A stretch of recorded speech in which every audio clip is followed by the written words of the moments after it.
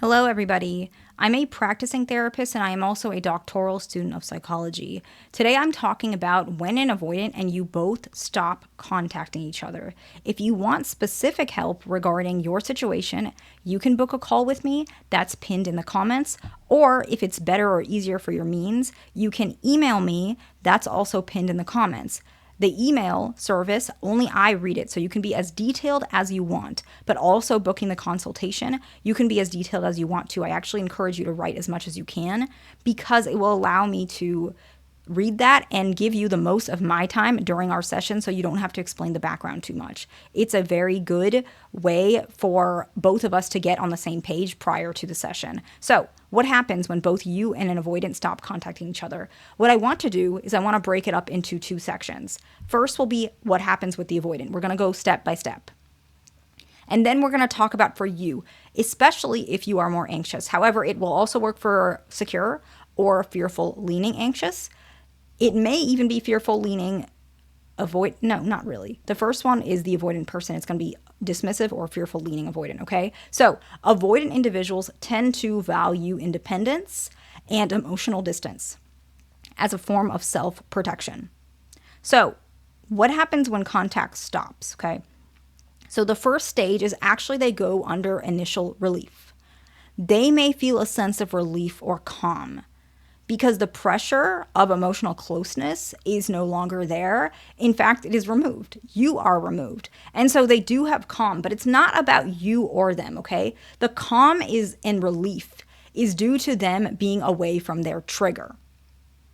The tricky part about this situation is the trigger is also the person they love, right? Most people, if they're triggered by something, it's something they don't like. For example, I'm triggered by intense emotions and I've gotten so much better. But when I mean I don't like when people now, before it was I was more sensitive to a lot of emotions because I don't have that much of a range just because I was raised to not show much emotions. But now it's a lot of intense emotions that I'm not sure where it's coming from. Like, let's say a random person is getting into an argument and I'm not part of it and they're just kind of taking out on me because me and my friend are sitting there. That is odd. That makes me uncomfortable, right? But that's not something I would want to, I don't try to put myself in situations where that will happen. So that's an avoiding of a trigger that you don't want to be with ever, right?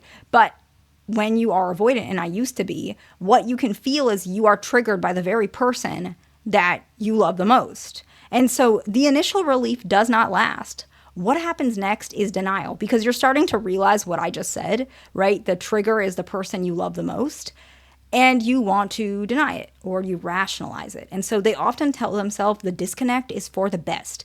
We wouldn't have lasted. We wouldn't have made it work anyways. We're not compatible. Bargaining. They are telling themselves denial. But that's not really the reality because the third stage that starts happening right after this is actually this delay of emotions, okay? This can take a while to show up, and I'll be honest about that.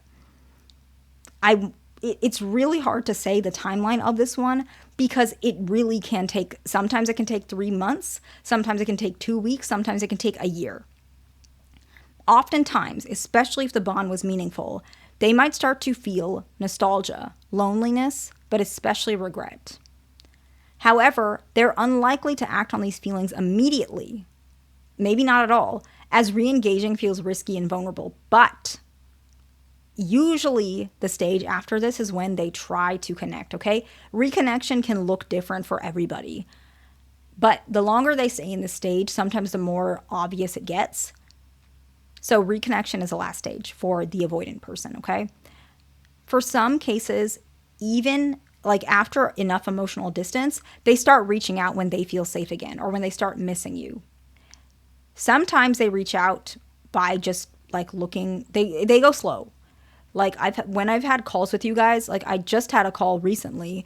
Of course, I'm not going to give the details, but a lot of you guys will share where it's you can tell they're coming back because they're looking at your stories more or they're sending you more stuff. And you guys, some of you guys are in this cycle for years where you're yeah, I already know. I already know she's going to come back, or I already know the way he is. He always does this. And it's interesting because some of you guys are actually really well versed with some of these things, and you're able to tell me, yeah, I know when he starts doing this, I know he's coming back. It's just a matter of time. And then you're telling me, but is this really what I want? And then we're processing that, because that's something we can work on too. Do you really want to do this? Because you already know he's coming back or she's coming back. Is this what you want? And a lot of these cases are like social media connecting, or sometimes you're hearing from friends that they're talking about you, things like that. And the reality is eventually they do reach out and initiate. Sometimes it takes a while. So this is for the avoidant person. But what about the other person? This one is interesting because it's almost exactly the opposite. When people say avoidant and anxious people are opposites, I don't think they realize how like interesting it really is. Fundamentally there is, but I think, that's kind of the beauty of it. These relationships can work. It can also be if you're secure or fearful, leaning anxious, or, it doesn't matter. I'm just saying for this specific case, that's what I'm seeing. So the first one is actually initial distress, okay?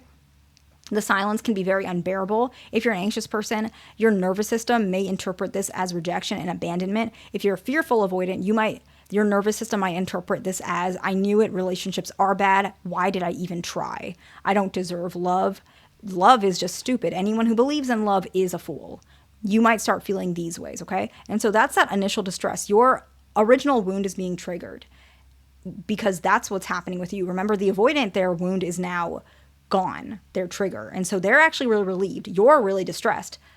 But the next stage is starting slowly getting closer to acceptance. The next one actually feels more of a surplus, but then it dims down, and I'll explain it. Rumination. You might replay interactions. You wonder what you did wrong and how can you fix things. A lot of people in this case, they assign responsibility on themselves. I can understand that, but let's not always do that. I want you to also focus on what they could have done, the fact that maybe this relationship just ended the way it did. If you want to reach out, you absolutely can. A lot of times these relationships work when you reach out and then you guys want to try again, because the distance can show you guys and teach you guys that maybe it's worth better being together. It's up to you. But you play those interactions. But the next stage is interesting. This is very interesting. This is almost every case I've had with the situation. This stage is just, they never even know that it's going to happen to them. I can tell you this and you guys are going to think, no, I don't feel like I'll ever get over them. Every one of you have this, okay? With time and self-soothing, you start to see the dynamic more clearly, and you rebuild emotional stability. You start thinking, maybe this isn't what I want.